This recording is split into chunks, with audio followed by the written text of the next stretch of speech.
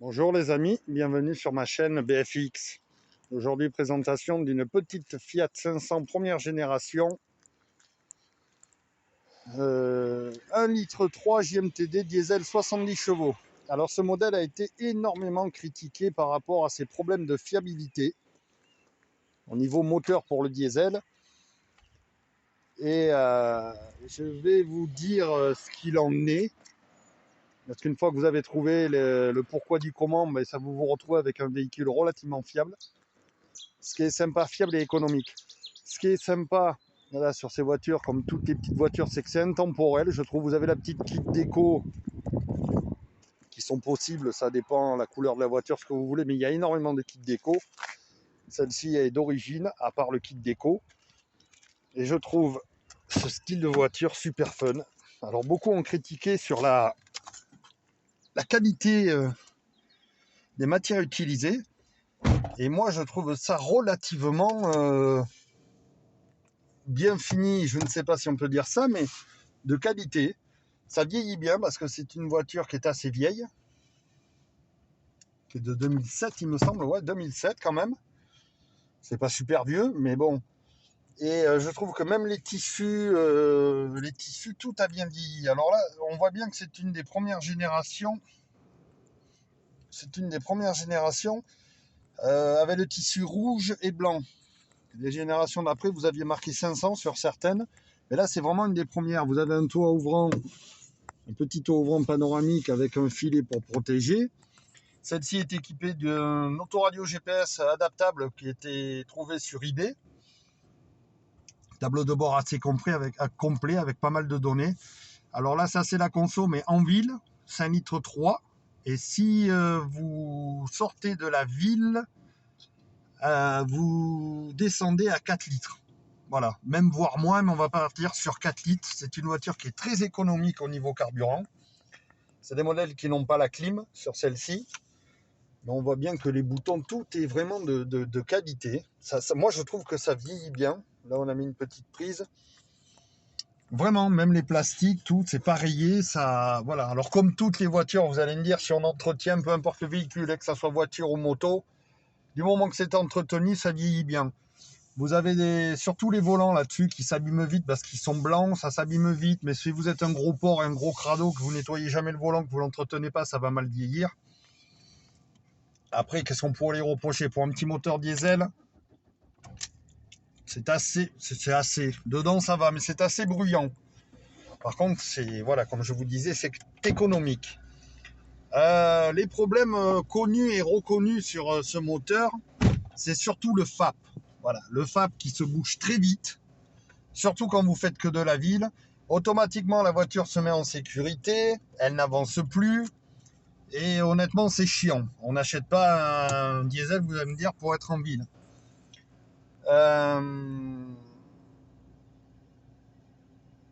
Qu'est-ce qu'il y a dessus aussi? Les demi-trains qui ont tendance à être fragiles. Quand je dis demi-train, c'est les cylindres blocs, les têtes d'amortisseur, parce que c'est une petite voiture qui a un petit empattement et je pense que voilà, c'est beaucoup plus fragile qu'une voiture de conception plus grosse.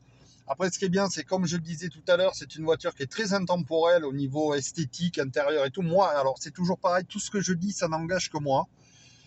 Alors, par rapport au FAP, ce qu'on a fait nous, parce qu'on a changé le FAP dessus, faire beaucoup de villes, avec un FAP 9, je vous explique. FAP 9, alors c'était pas de l'origine Fiat, ça a été acheté sur un distributeur de pièces qui se trouve sur internet. Au bout de 1500 km, elle s'est remise en sécurité, elle se mettait en régénération, ça fumait, ça n'avançait pas. Voilà, et on a changé la vanne-gère en croyant que c'était ça, parce que bon, il y a des bons mécanos, il y a des mauvais mécanos. Mais même dans les grosses concessions, vous avez des mauvais mécanos. Ou alors la concession est là pour vous allumer, j'en sais rien. Ce qu'on a fait, on a mis un obstructeur de FAP, c'est-à-dire c'est un tube droit que vous pouvez acheter pour 80 balles, je crois, 80 € sur eBay. Je cite eBay parce que je me sers beaucoup là sur eBay. On l'a mis et depuis, plus aucun problème. Voilà. Alors on a gardé le FAP 9 qu'on a fait nettoyer. On le remettra au contrôle technique si ça ne devait pas passer pour la pollution. Mais sans le FAP, la voiture, vous pouvez accélérer à fond, faire sortir les 70 chevaux du moteur et vous n'avez pas une grosse fumée épaisse derrière, rien.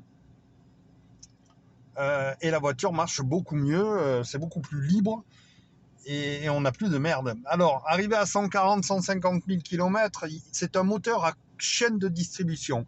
Mais si je peux vous conseiller, c'est de changer la chaîne et le carter à crépine à 130 000 km si vous avez fait que de la ville. Changez-le, vous repartez pour 130 000 et vous êtes tranquille parce que les pignons de chaîne de distri ont tendance là aussi à être un peu fragiles. C'est des frais, mais vous êtes tranquille après. Voilà. Après, au niveau roulage, c'est une voiture qui se conduit très bien. Ici, vous avez le petit bouton City, vous appuyez, vous avez la démultiplication de la direction assistée qui se fait, c'est-à-dire que vous n'avez pas besoin de forcer, déjà qu'on ne force pas, mais pour se garer en ville et tout, c'est super sympa. Ensuite, niveau confort, tout est relatif. C'est une petite voiture sur route bosselée, pardon.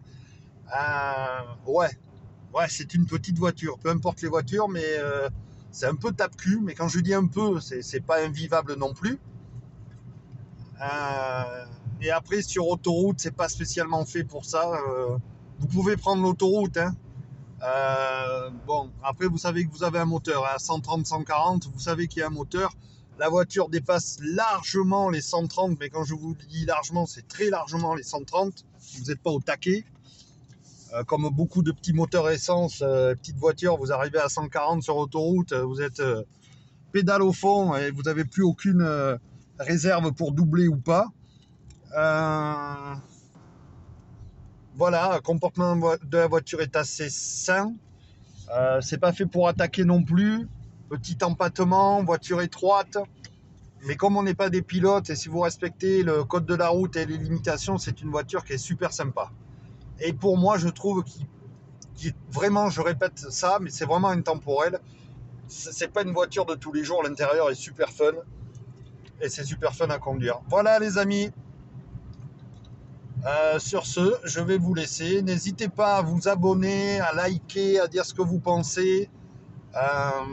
Moi, personnellement, je kiffe ce que je fais là, les vidéos.